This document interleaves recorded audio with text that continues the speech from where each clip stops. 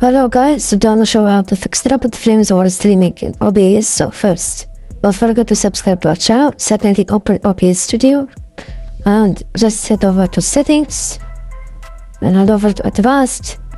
Now scroll down to here. When you find network, here just shows IPv4 and IPv6 by default. Drag to IP, leave it as default, and make sure you check this option.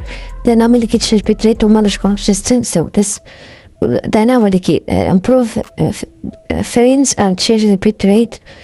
So you can also choose to enable water optimizations and TCP pacing also, but this is very important. You must check the dynamically change the bitrate option to go better improve your frames while streaming with OBS Studio. And this is pretty much it, guys.